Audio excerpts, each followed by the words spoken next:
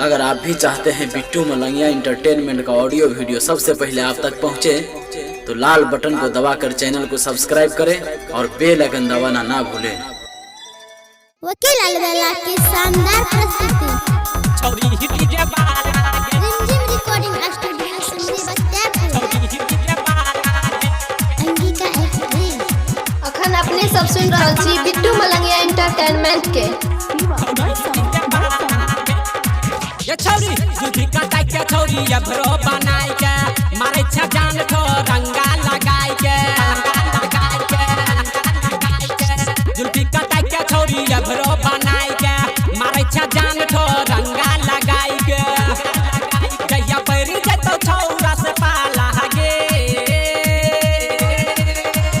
ले तो वॉल्यूम बढ़ाई के मजा खूब छौरी डीजे बाला गे ले तो वॉल्यूम बढ़ाई के मजा खूब छौरी डीजे बाला गे।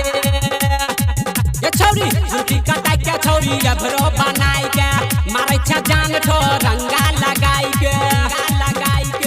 मारे छ जान ठो रंगा लगाई के। डीजे बिट्टू मलंगिया मधुबनी डीजे सनी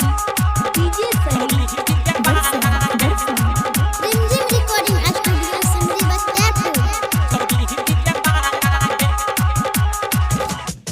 चलने बेसी तो छौरी ओइच के मैं जतो जगह पर रोबे बोइच के चलने बेसी तो छौरी ओइच के मैं जतो जगह पर रोबे बोइच के चाहे करबे तो कतनो हाला गे ले तो वॉल्यूम बढ़ाई के मजा खूब छौरी डीजे बाला गे ले तो वॉल्यूम बढ़ाई के मजा खूब छौरी डीजे बाला गे अंगिका एक्सप्रेस रिमझिम रिकॉर्डिंग स्टूडियो सुंदरी डीजे सनी डीजे बिट्टू मलंगिया मधुबनी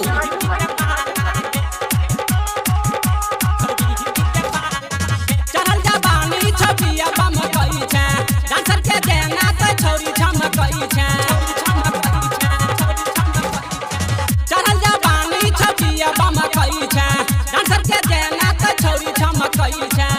चौरा मार जतो जगह पे भाला गे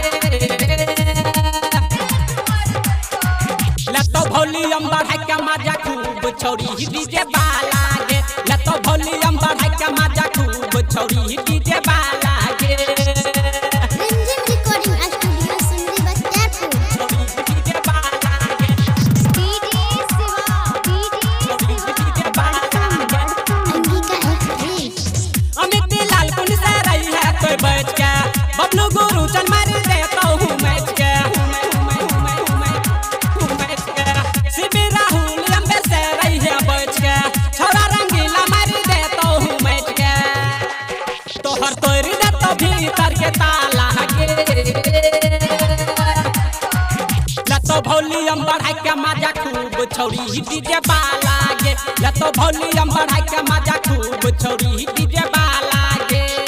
जुल्फी कटाई के छौरी ये भरो बनाई के मारे छ जान ठो रंगा लगाई के जया पैरी जतो छौरा से पाला गे ले तो वॉल्यूम बढ़ाई के मजा खूब छौरी डीजे